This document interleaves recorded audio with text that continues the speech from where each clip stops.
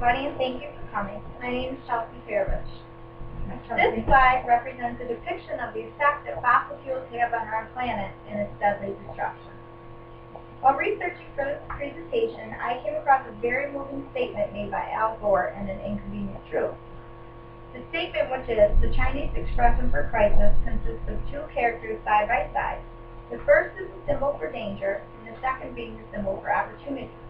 Now I'd like to ask you, will you realize the danger of fossil fuels and seize the opportunity to make a change? Today I'd like to talk to you about solar energy as an alternate energy source to traditional fossil fuels. If there are any questions during or after the presentation, please feel free to raise your hands at any time. I'm going to be concentrating on the following points throughout the presentation.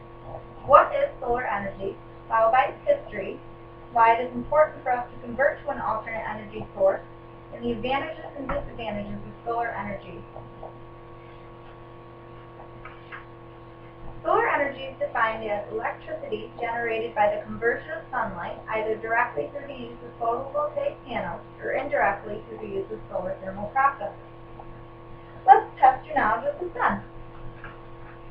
In 1 hour, our planet receives enough sunlight to supply every human on Earth's electrical needs for how long? Anybody want to venture a guess? A year? Perfect! I can't believe you got that. 1 year. In 1 hour, our planet receives enough sunlight to supply every human on Earth's electrical needs for 1 year. Now we'll get into the two different types of solar power. The first one I would like to cover is photovoltaic energy. Photovoltaic energy uses sunlight to create an electric current when it hits the semiconductor material, also known as a PV panel. This electricity can be then used to power a load, such as a light or a tool. Photovoltaic systems can store energy in rechargeable batteries or send extra unused electricity to local power grids. PV panels are usually installed onto the roofs of homes or businesses. Next, we'll cover thermal energy. Thermal energy concentrates on sunlight, converting it to heat, and then applying it to a steam generator or engine. The generator or steam engine then converts the heat to electricity. Thermal mass systems use paraffin wax or various forms of salt to store the energy in the forms of heat. Thermal electricity is generally used for heating buildings and heating water. Next, we'll cover the history. Historians believe that solar energy has been around since the 7th century BC, when humans figured out how to create fire with the use of sunlight and a magnifying glass. In 1767, the first solar oven was invented. A solar oven, or solar cooker, is used sunlight to heat meals or drinks. In 1839, a French physicist named Edmond Becquerel discovered there is a creation of voltage when there is a creation of voltage when a material is exposed to light. In 1883, Charles Fritz developed the first design of the photovoltaic cell. In 1905, Albert Einstein formulated the photon theory of light, which describes how light can liberate electrons on a metal surface. In 1954, David Chapin, Calvin Fuller, and Gerald Pearson of Bell Labs developed the world's first photovoltaic cell. In the 1970s, Exxon Corporation designed an efficient solar panel which was less costly to manufacture. And finally, in 1981, Paul McCready designed the first solar-powered aircraft. The aircraft consisted of 1,600 cells placed on its wings and flew from France to England. Amongst the research of the history, I came across another interesting fun fact, which is today the use of solar energy is increasing at a rapid rate of 30% per year. And the next point I would like to cover is why it is important for our planet to think about converting to an alternate source of energy. There are an array of reasons why fossil fuels are becoming more and more detrimental to the United States and Earth in general. As stated in the Merriam-Webster Dictionary, fossil fuels are defined as a fuel source such as oil, coal, or natural gas formed in the earth from plant remains or animal remains. One fossil fuel in particular I'd like to talk about is oil. Though to date no alternate source of energy is able to match its properties, it is important for us to begin thinking about an alternative. Drilling oil wells can cost up to $15 million each, and drilling for oil can also damage the environmental surface. Oil is a non-renewable finite source of energy that takes millions of years to form and is becoming increasingly scarce. Oil contains sulfur, which when burnt turns into sulfuric acid, leading to acid rain.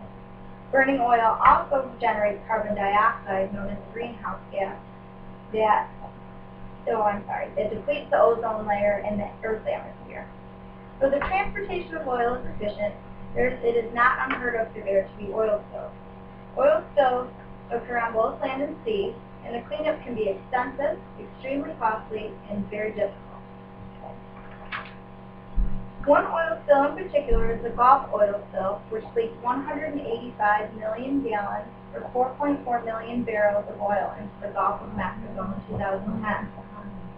The U.S. Fish and Wildlife Service reported statistics of 3,634 dead birds and 1,042 live oil birds. On top of the death and serious injuries of the birds, 11 workers were reported missing.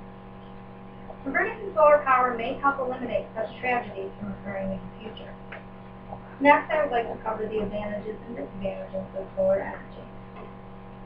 Advantages include solar energy is a non-polluting and renewable source of energy, and the source itself is free.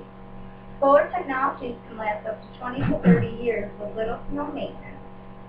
And it is easy for remote areas to construct a system sizable enough to fit their electrical needs.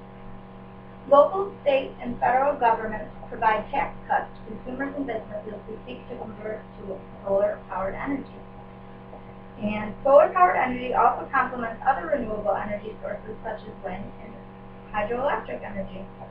After initial startup costs and installation fees, solar energy tends to pay for itself within 2 to 5 years. Though there are great advantages to converting to solar power, there are also sizable disadvantages to consider.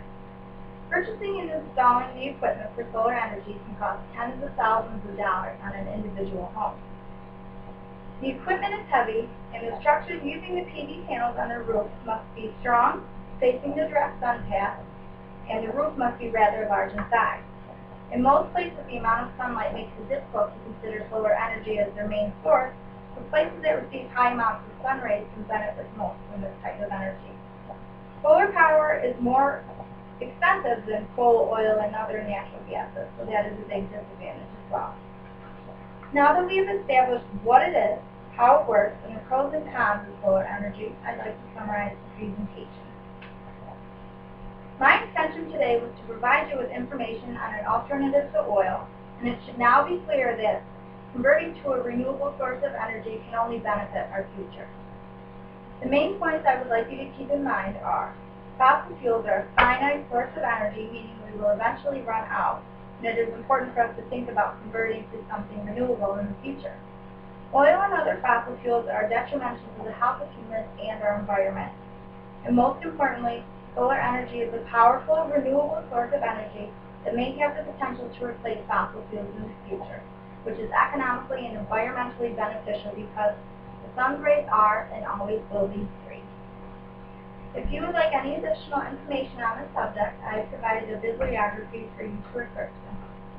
Thank you for your time. Thank you very much. It was very informative. Thank you.